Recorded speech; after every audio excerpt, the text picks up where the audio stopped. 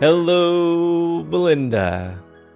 Hey, Omar and Arlene. It's so wonderful to have you in studio with us today.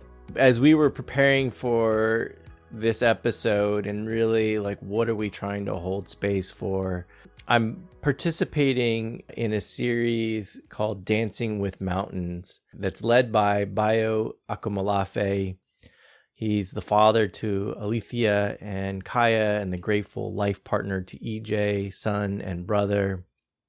He's an international speaker, post-humanist thinker, poet, and it's just been this amazing community of over 1,500 people from around the world.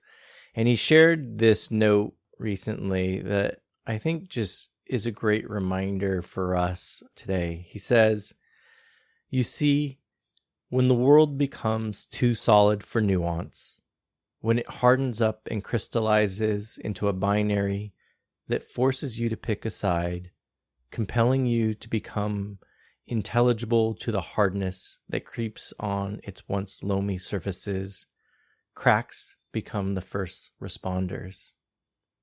We need a politics of tenderness more than ever. Not tenderness as capitulation to particular conclusions that have already been made. Not tenderness as if you don't see the world as I do, there's something wrong with you. But tenderness as a nurturing of grace that allows something different, something even beautiful, to be born in the midst of the fires." And so today I just invite us to ask ourselves, how are we holding space for tenderness? Wow. That's a beautiful way to start this episode, Omar. I've been feeling recently just the gravity of the times that we're in. And I feel like throughout this podcast, there's been many days where we've been like this, there's so much going on. And I feel like it's on repeat a little bit and spiraling, in this way of just how do we be with all of it and not be destroyed by the heaviness that's present. And so I love that in this poem, there were themes around gentleness and grace that are such strong teachers in the gratitude blooming ecosystem, the cards and the words of nature. And so I love that. That's the frame and opening question for what we're sitting with today. I'd love to hear Arlene, as sort of where healing is so central to your art practice. And, before we pick a card, and hopefully that card is in one of the 3 music albums that we now have out in the world of sound, what is coming to you as we really want to create space for tenderness? I really think about the Gentleness card that we have in our card deck, and I remember drawing that drawing. So it's a drawing of a gardenia, and the word paired with the gardenia is gentleness. But the day that I went to draw that, I had been sick. This is the backstory of that drawing. I remember being really sick. I was in the middle of this 100-day project, and I felt like I couldn't go on, So I think about what you were just saying, Belinda, about this feeling of how do we continue on without letting news of the world sort of destroy us. And I remember having that feeling like I didn't know if I could go on, and I drew. And I drew very gently. I drew very tenderly that drawing of the gardenia, and the word gentleness came. And so I wonder if there is a lesson in there about how we show up, doing the things that we're doing from our hearts, and continuing on. One of the invitations that Bayo Akomolafe shares is just really to sit with the cracks. And sometimes, there's an urgency to fill things up, right? And, and I'm right now it's coming to me is this image from back in 1992 in the civil unrest here in Los Angeles, and seeing buildings burned down and rubble in the streets. there was this crazy urgency to clean it all up. And I remember like literally within days, the streets were cleared and open.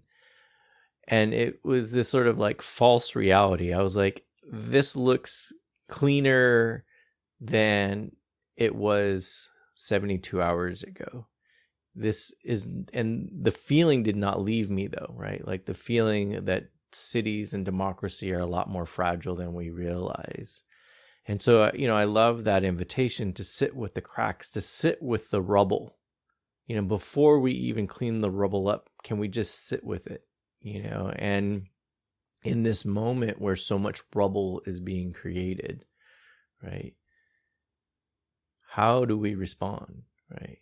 Like, can we actually respond with just patience, right? Like, and, in response, some people want to respond with more violence, and some people want to respond with, cleaning things up and like restoring. And it's just like, no, how do we actually respond with that sort of tenderness and gentleness? Almost it's like not non-violence doesn't mean non-action, right?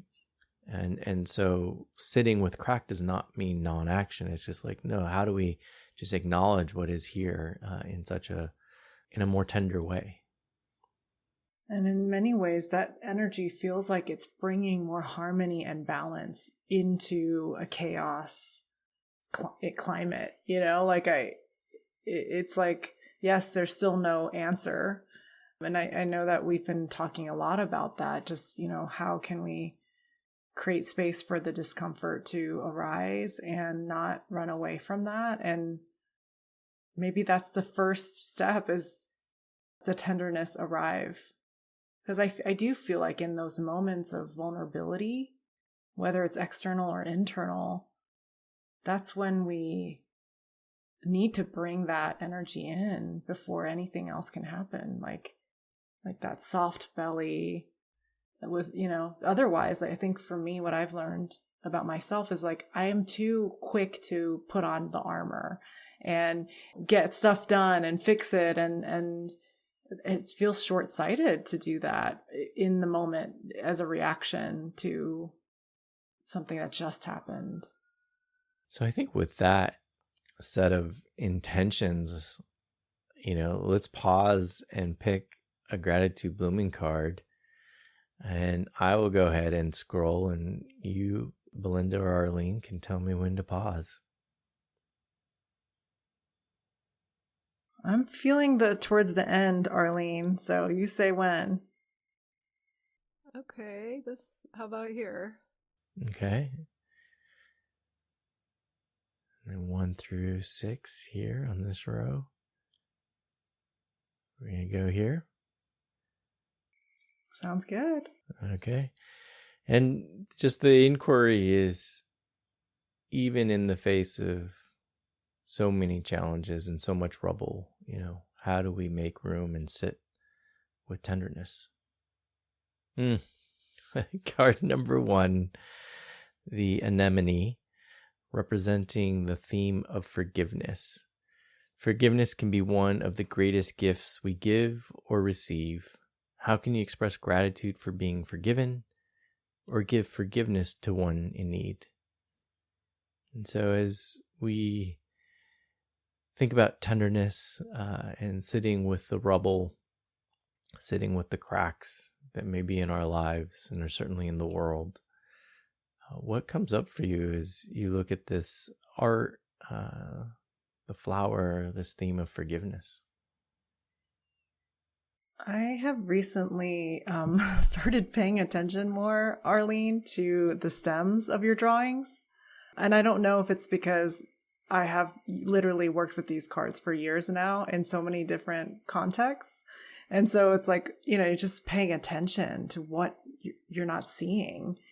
And most recently, I've been playing with this practice of like not looking for what is obvious, but just playing with this idea of perspective. Like, what is it that I'm not seeing that's in front of me?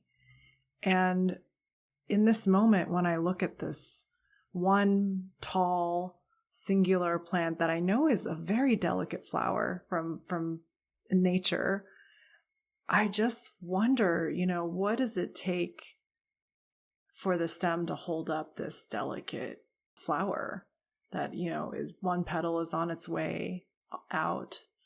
And what does it feel like to breathe in the strength to hold yourself up in really challenging times? And what is that experience of giving and receiving for that's the stem of a flower? Or maybe it's like the back of my spine, how it stands my body up. And in this moment, I feel like it's like allowing.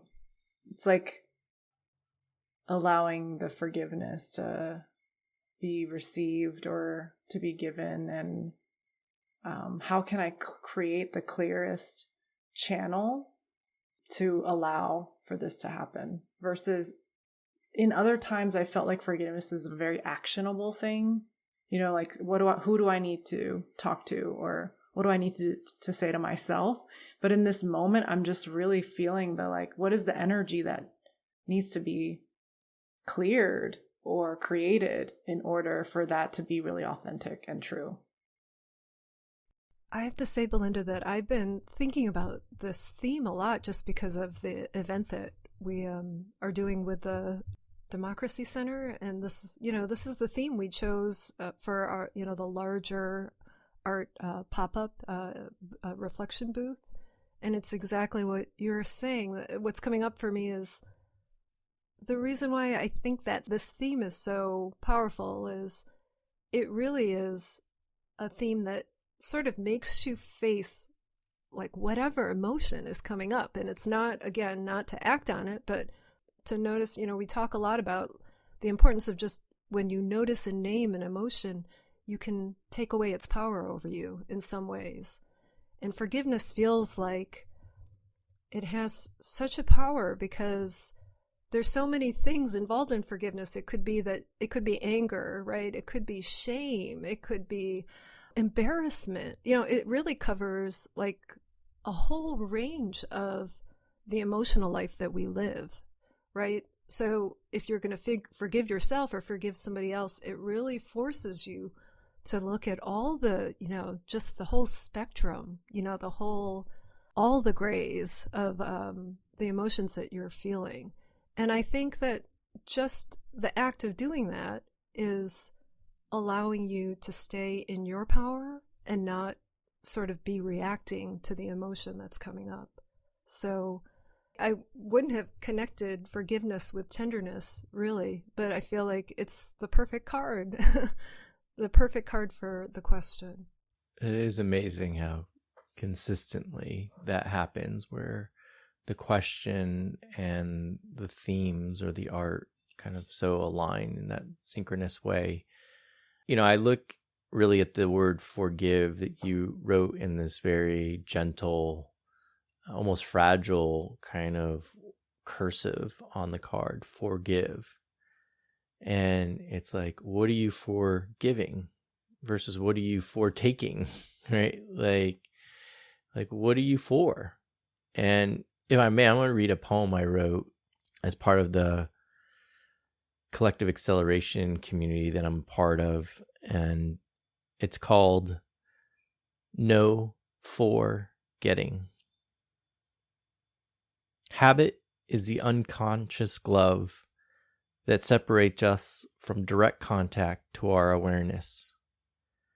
Practice takes the gloves off so our hands can touch our hearts, shift our minds to remember our wholeness.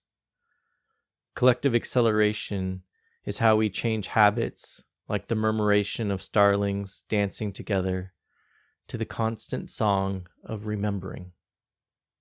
We live in a culture of forgetting, of always wanting more. We want to forget before we forgive or are forgiven. The scarcity of never enough lives in the shadows of the forgotten until we remember. We can rejoin and rejoice with each other anew in the current of abundant love. I don't have words to process that. I'm so glad we're recording this podcast so I can go back and listen to I can read it your again. words. Actually, I feel like that is actually a practice to read it again. Habit is the unconscious glove that separates us from direct contact to our awareness. Practice takes the gloves off so our hands can touch our hearts, shift our minds to remember our wholeness. Collective acceleration is how we change habits, like the murmuration of starlings dancing together to the constant song of remembering. We live in a culture of forgetting, of always wanting more. We want to forget before we forgive or are forgiven. The scarcity of never enough lives in the shadows of the forgotten until we remember. We can rejoin and rejoice with each other anew in the current of abundant love. Yeah, you got to take that armor off to be able to be in that, remembering. I love the sensation of what it feels like to take the gloves off and feel your hands when you do that. For me, it's like usually soft and sweaty a little bit, and I'm touching my hands in this moment just to remember.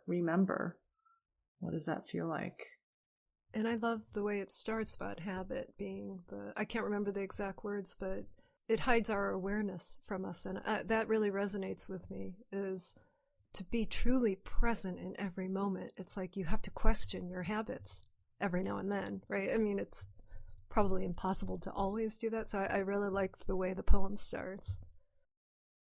I think part of it, and talk about habit is that unconscious glove, and it's to sit with tenderness is to like remove that armor, right? And to just be present and compassionate. And it's not that you can solve the problem, quote unquote, but maybe in the act of being sort of compassionate and being present, there is a healing that starts to potentially happen. And in that silence, we know that there's so much that can happen, right? Like when we hold any practice, the 3 intentions that we share every time is like, your inner teacher is your best guide. Therefore, there's no need to fix, save anyone else. And silence is a participant, right? But there has to be a level, and we know how uncomfortable silence can be for folks, right? And, because we're sort of left in some ways to be with those cracks in ourselves and in the world.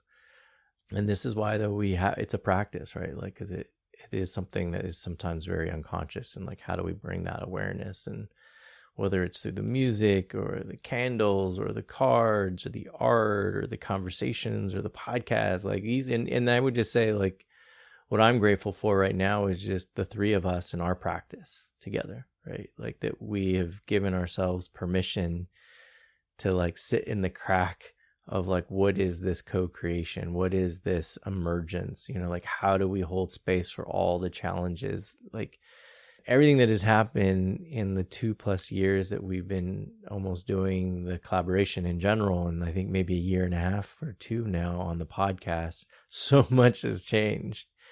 And, and I think that is in some ways maybe the new normal, right? Like, is like, how do we constantly give each other and the communities that we're a part of that grace to sort of be like, oh, this change is uncomfortable, and we have to like name it and be a part of it and not hold up the armor. And like, that's not the way to sort of manage through change, is not resist it, right? Like, is like, how do we sort of move with it?